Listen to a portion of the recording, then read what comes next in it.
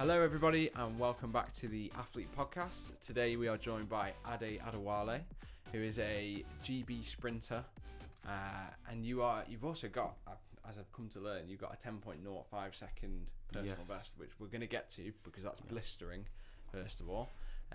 But we're going to start with how you got into athletics. What's the story behind that? Well, so how athletics started for me. As usual, it starts in school. Yeah. During a PE lesson, PE teachers lined us up and said, have a race. Yeah. Had a race, and then maybe there were 3 groups of 5 kids that had a race. So when my group went and I ran and I won the race, there was like this reaction from the teachers, like, "Oh my God, like what was that? I've never seen a kid run so fast." So like, wow, like, and then that led to maybe, about a month later, you have your school parents' evening. Your parents come to school, and then they saw my mum and they told my mum, "Oh my God, like, doesn't your son do athletics? You have to get your son to start training," and there was a track called Donkey Lane, Queen Elizabeth Stadium, but we call it Donkey Lane. Oh yeah. So that's where the local track club train, Enfield and Harringay Athletics Club. And then they said, yeah, you have to take him to Donkey Lane, take him to Donkey Lane. So she asked me, said, "Do you want to do this athletics?" I said, "No, I don't want to do it." And then after a week, I said, "You know what, let's go and see what it's like." So I got taken down. She drove me down there, and they introduced me to like the sprint coach there. Yeah. So the sprint, I went down. I was only about probably 12, 13 at this point. And then the other guys in the training group were like 14, 15. So and then the coach said, "Oh, we have 150 meters to do, like 5 150s." And then I did the session. I remember that day I'd eaten chicken and chips.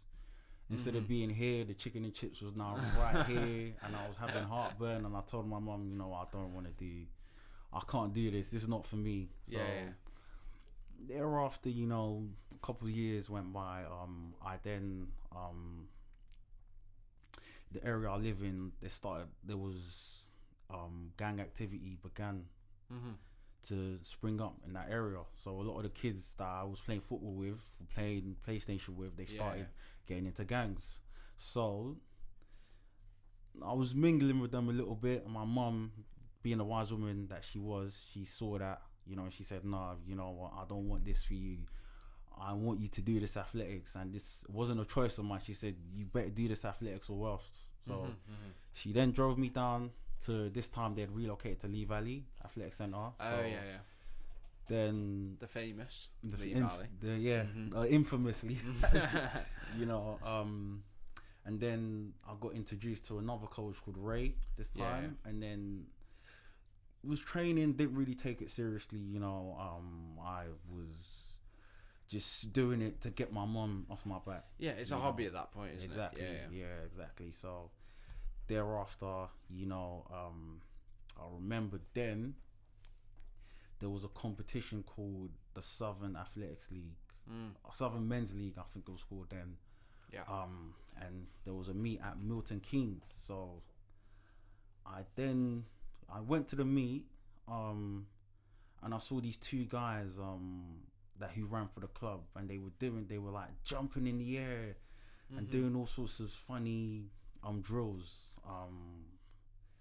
And I was mesmerized, bro. I was like, what are these guys doing? Like, oh my God. So I then approached them and said, "Wow, you guys are unbelievable. Like, look at the drills you guys are doing." And then I asked them who their coach was. They said, "Our coach's name is Marty Newman." So they gave me like his Facebook details, and then I contacted him on Facebook, and initially he messaged me back, "Who are you? I don't know who you are. I don't want random people training with me." So then it led to me insisting. I say insisting, but I was really begging. So I was, "Please, I really want to join your group, So about a week later, he told me to come down. I came down, and then I saw this short guy, you know, and he had like this Napoleonic like emperor type walk. He walks up to me, he looks me up and down, he's like, okay. And then for the next 2 hours we proceeded to do drills, and then I started hearing these terms like front side mechanics, back side mechanics, dorsiflexion, plantarflexion. Like I was just like, what the hell? Like, what's all this? So yeah, from then on, that's when I really started running, you know, track and field. That was my, I started taking it seriously. And so how old were you then? I was about 16 then, 16, 17. Oh, okay. And so that's, well, like sort of college, A-level age. College, A-level age. So I just left school, so secondary school then. So, okay, yeah. And so what does that do to you, sort of, the social life and the responsibilities that you got around that age?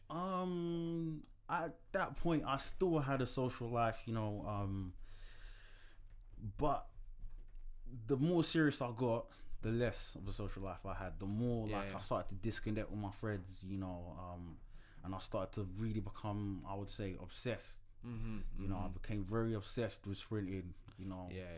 Rather like before, I was just doing it just to get my mum off my back. So I mean, that's how it snowballs, doesn't it? You don't really think that you're gonna find something that you want, but then you find what you want in it, and that's I mean, that's what's good about track and field, is that there's so many different sports you can go into.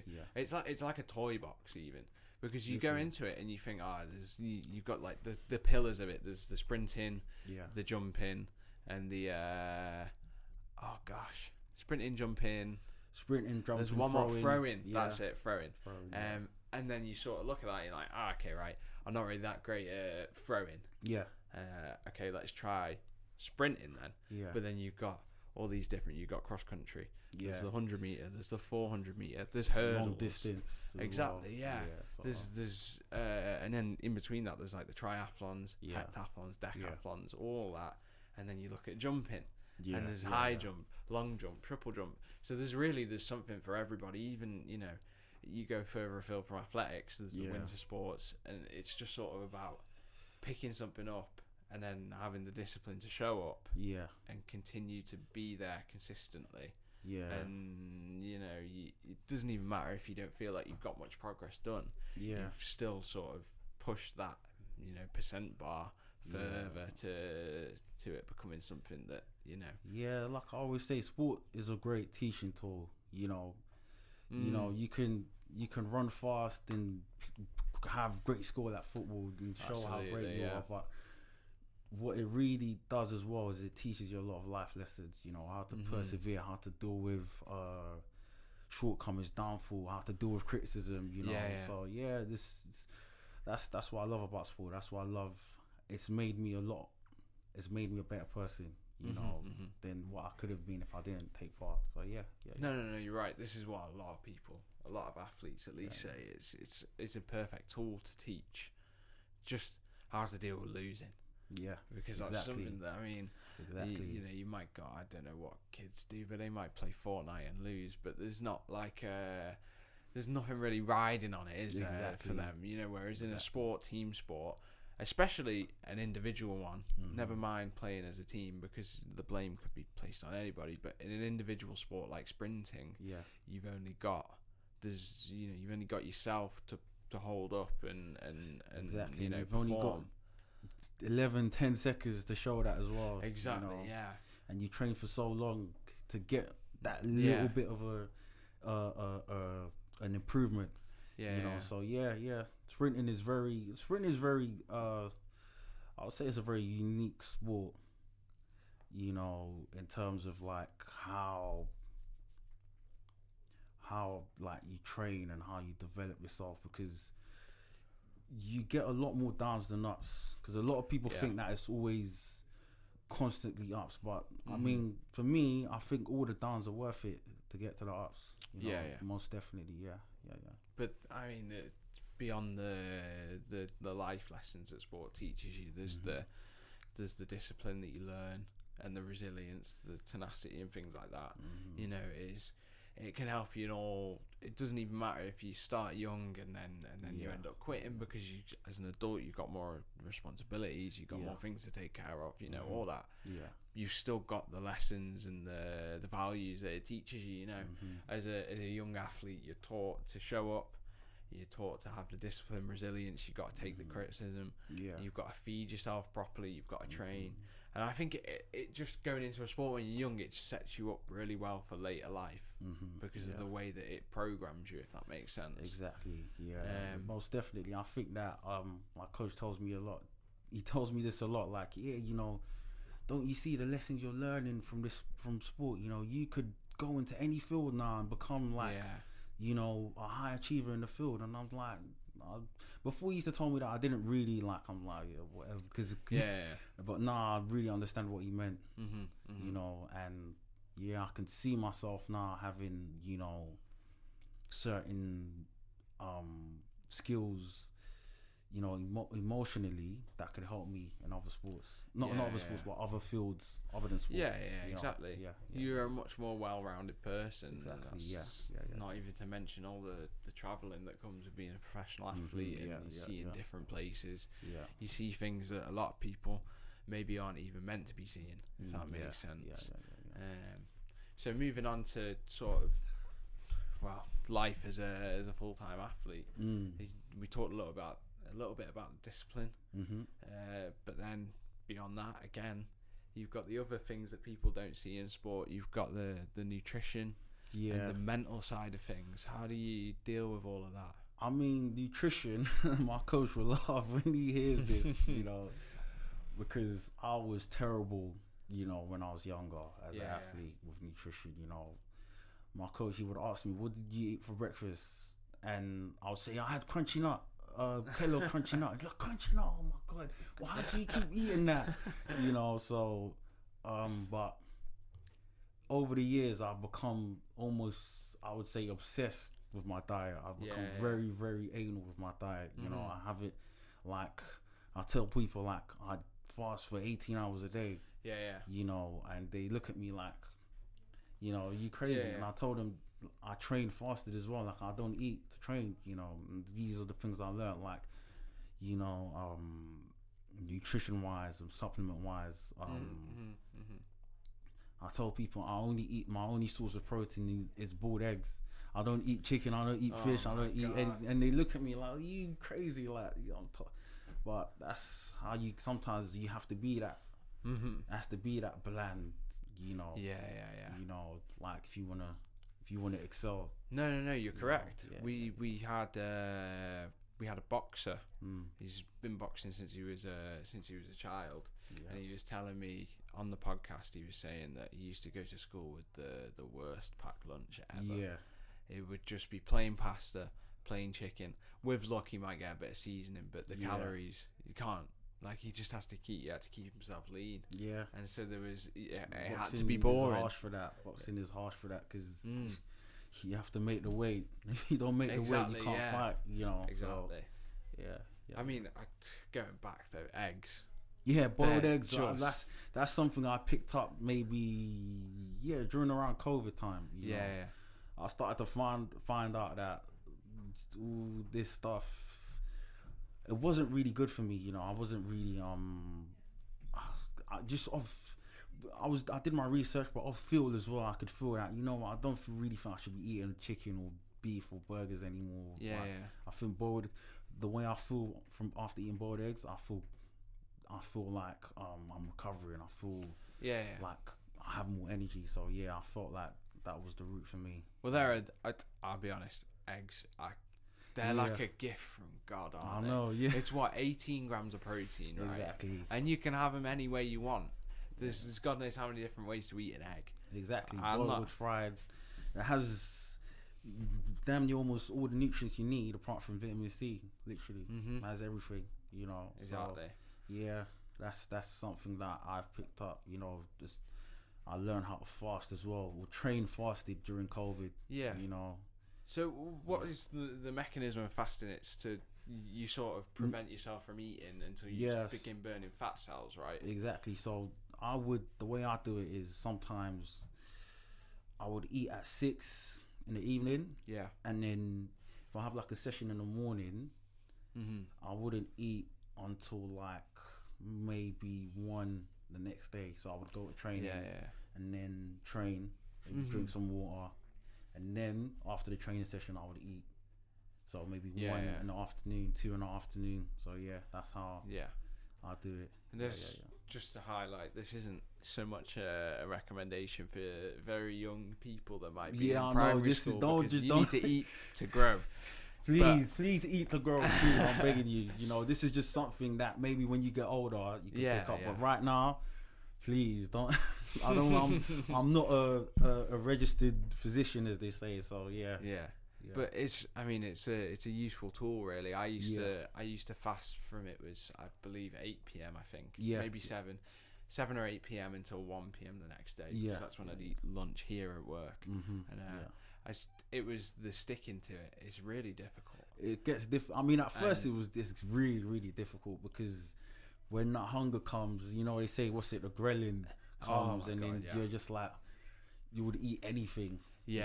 But after a while, your body then realizes, okay, I'm not going to send a message to your brain. You know, I'm going to leave it, because that's all it is. It's just a message telling you that, oh, I'm hungry. It's not an actual feeling. Exactly. And so, to be honest, when I started fasting, I didn't know much about it. I got the app on my phone and I began doing it. Right, let's get to ketosis, guys. It was sick. But I was getting so hungry. I went and I bought a pack of chewing gum. I was like, this is fine. I just chew some chewing gum until I think I spoke to it was one of my friends at the time, who I used to go bouldering with, and he was like, "You're having chewing gum while fasting?" Yeah. I was like, "Yeah, it quells the hunger." He's like, "You're not fasting." Yeah, I was like, what?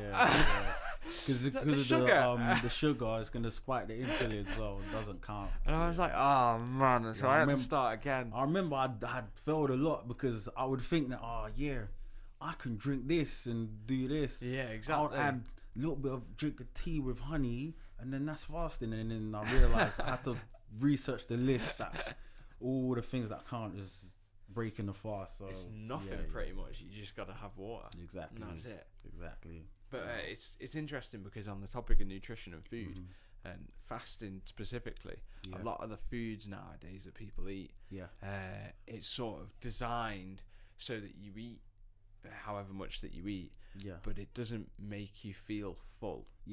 And so you come back and you feel, I mean, you've eaten, but you could eat more. And so that I think is what leads to a lot of overeating, is these these chemically engineered foods and things like. They make you want more. They don't really like supplement the body. But they make exactly. You want a lot more. And there's this. I'm gonna say it. This is like the atom bomb of the food world, pretty much. Exactly. That high fructose corn syrup. The high fructose corn syrup. I remember I used to love like anything, Haribo's, Skittles, anything. I used to just.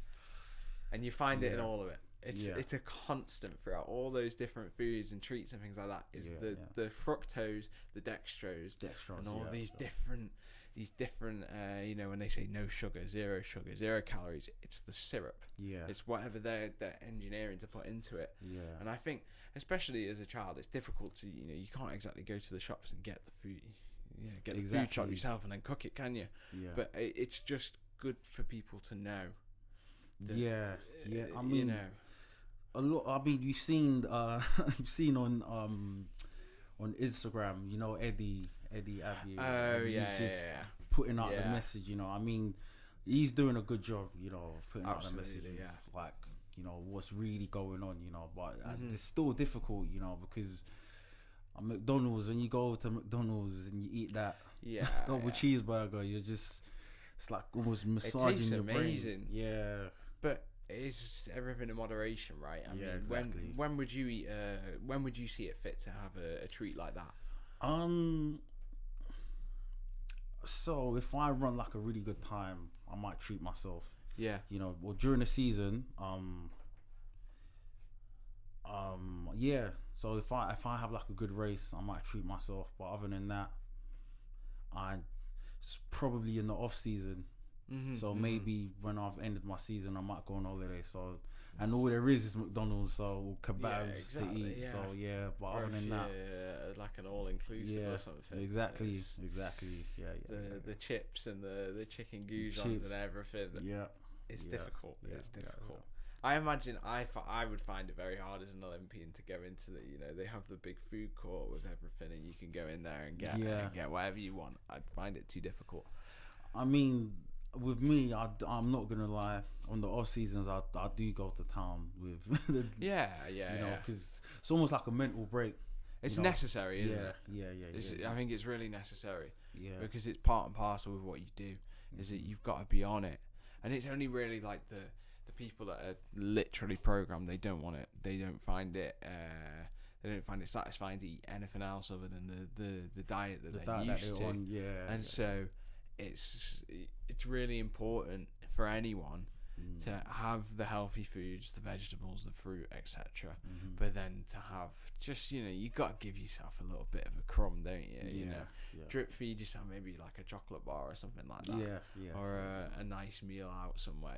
It's necessary.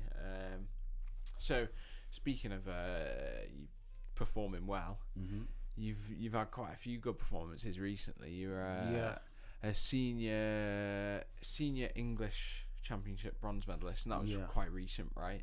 And you've also had the South of England Indoor Championships too, where you were the gold medalist in 60 meters.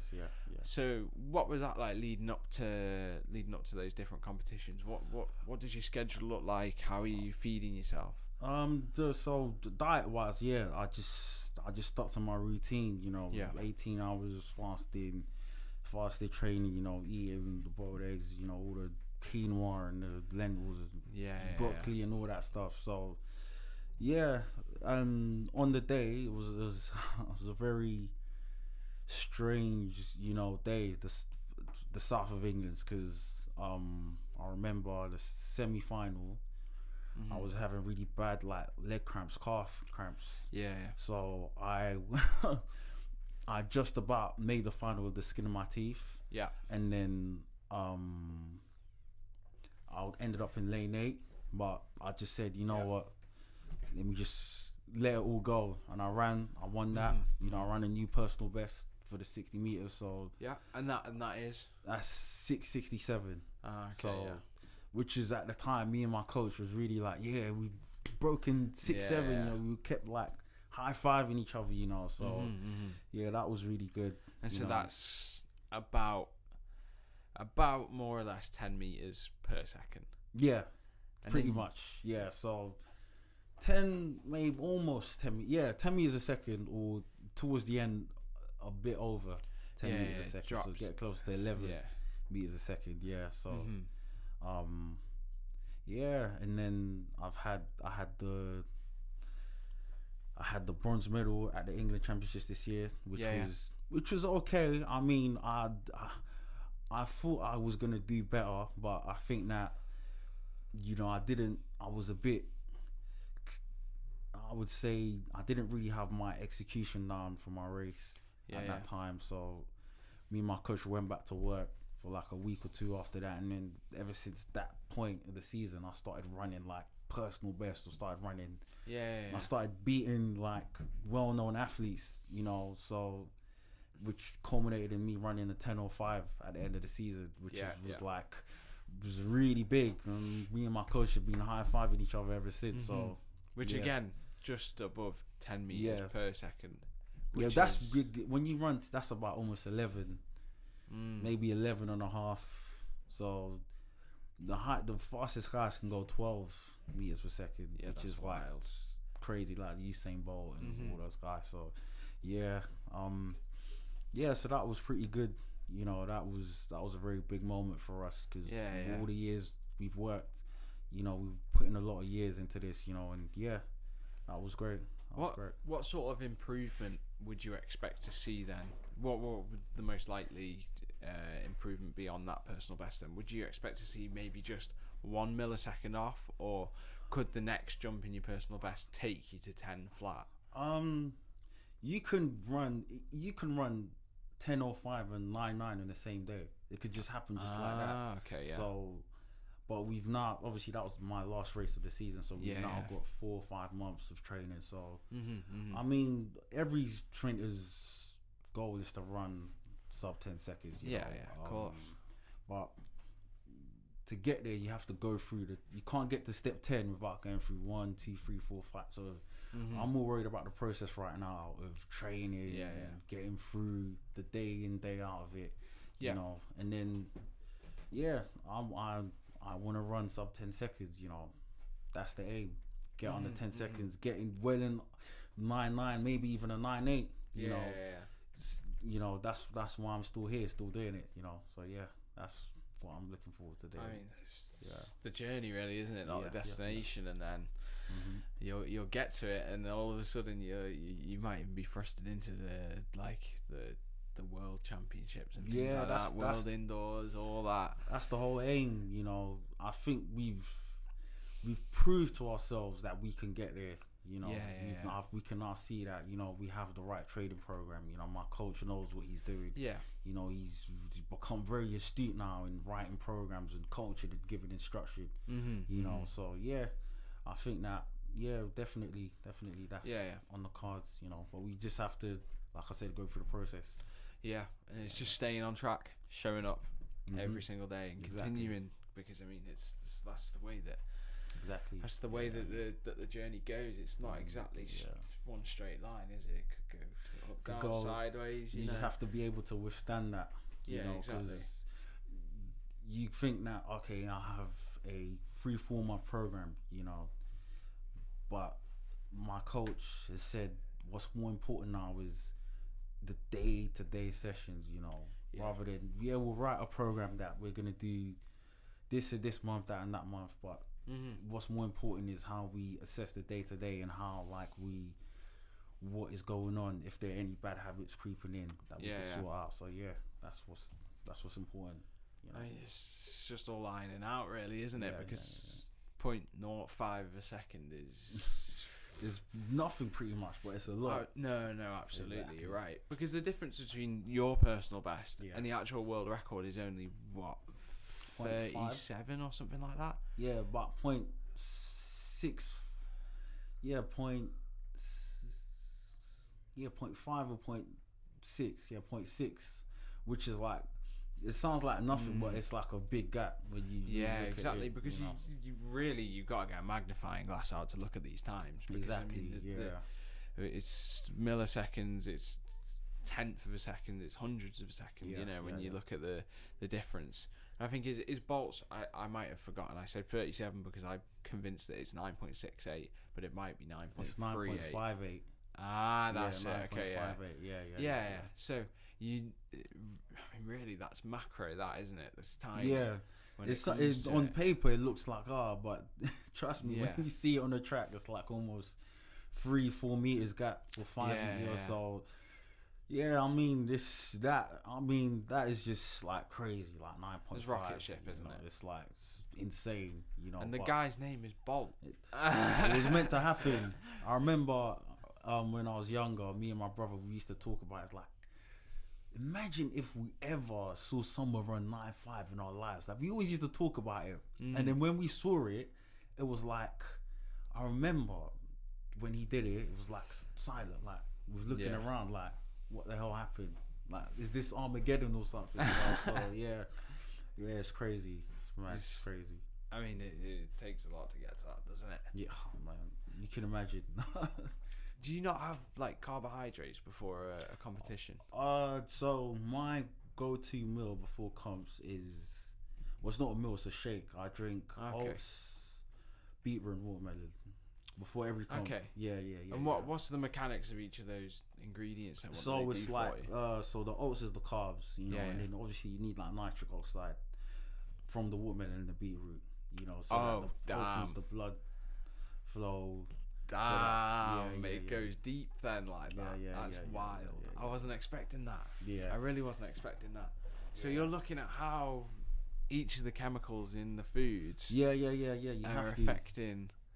That's wild. Yeah, you have to, because before I would eat anything. I would eat pasta. I would eat this. Then one race I tired. Yeah. The next race I got energy, so I really had to look and say what is gonna give me consistent results after, before a race, and that was the meal or the shape that I came up with. So Okay. So looking at maybe some children that want to get into athletics or any sort of sport, what would be your sort of top tip for them then to get into something? To get into it, just try it, give it a go. I mean, you don't want to be like, you don't want to live life with regrets, like I could have done this or I could have done that. I think you should just take the step. Don't be afraid to do it. Fear lasts forever. Fear is temporary, regret lasts forever. So just take the step, try it. You never know, and you don't know where you could go. You could become this great, like the sport could lead you to finding something out about yourself that you didn't know, and you can then go into a field that then helps develop, people, or develop yourself, develop your family. So exactly. So sport has many avenues that it can give you in life. Yeah. And so you're big on making sure that children, young people, are funneled into the sporting world. What are sort of your aims to teach? What values do you hope to push on? You'll be visiting schools with sports champions. You'll be talking a lot about it in the future. What are the values that you're looking to sort of bestow upon the schools that you go and visit? So one of the values, I would say is, obviously we have discipline, but I would say, inspiration. It's obviously I'm looking to inspire them to go into sport.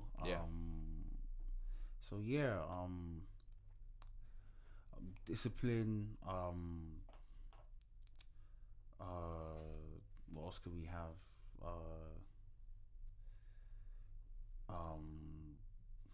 Discipline. Resilience. That's the word I'm looking for. Resilience. To be able to go into something, fail, and then keep going again. Because a lot of people, once they fail, that's I can't do it. It's not meant for me. That happened to me. The first time I tried athletics, I said I can't do it. It's too much. So being inspired to be resilient. Because life is gonna throw a lot of things at you. And you're not, and it's not whether it throws it at you and how you react is how you get back up from it. So that's what I'm looking to inspiring kids. And it's resilient. It's good to make sure that they know that talent isn't the end all be all. You might not be a typical gymnast or boxer or sprinter or swimmer. You imagine the typical swimmer they're tall, they got long arms, long legs to get the most out of propelling themselves through the water. But you don't have to be that. You don't have to have some natural genetic advantage. As the saying goes. I remember when I started track, I was this short, chubby little guy, and my coach used to always diss me as, "You're big for nothing. Look at you." So you don't have to. Talent isn't the be all and end all, but I'm very big on resilience, because I've seen what resilience has done for me. I could have given up, but me being resilient has then made me find out things about myself that I didn't know that I had in me. And I think with a lot of kids, they might be in a certain area, or deprived area, or an area where they can't, there's no hope, but having the attribute of resilience is going to help them a lot to be able push through the noise, don't you? Exactly. I mean, as the saying goes, hard work beats talent when talent doesn't work hard, right? Exactly. Someone could be perfectly gifted to be this just dominate the sport, but if they don't put in the hours and they don't show up, then they're not going to get as far as you do. That's just how it goes in everything. It just, as long as you apply yourself, then you know, who knows how far you can go. The sky is not the limit. It's more like the universe, really, isn't it? I don't even put a limit to it, because people say the sky's the limit. There is no limit. You can go beyond whatever limitations that people have set. You know, so anything's possible. Even those invisible barriers that you don't even really think, but you just sort of put into that box. Yeah. By, like, you know, from maybe like where you're from, what your family is like, whether you've got a sporty family. You know, you don't have to be in the same box that the people that have come before you or the people that are around you are in. You can break out of it and go and, you know, take your own path and sort of forge it. I mean, it's like, for me, I remember, you know, speaking about invisible barriers, you know, you could have like external invisible barriers, you know, family, you know, you might not have like a sort of family that pushes you into sport, or you might have a family that is very toxic, you know. I remember, you know, I had a barrier in sport where I ran 10-3 and I couldn't break 10-3, and I was looking but then all of a sudden, because of the characteristics I was building up over the years, me doing the sport, I didn't end up breaking 10-3, and I think that was because of that, you know, all the lessons I've learned, you know. You know, not just through diet and discipline, but like mentally as well, you know.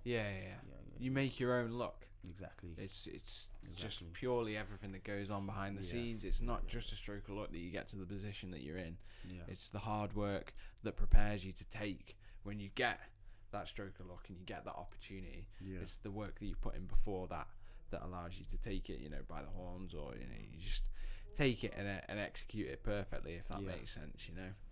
I think that's a pretty good place to end it, though. If you've got anything else to add. That was good. Well, it's been honestly fantastic having you. You've been a great guest. Thank you very much. Thank you, everybody, for joining us, and I hope to see you next time.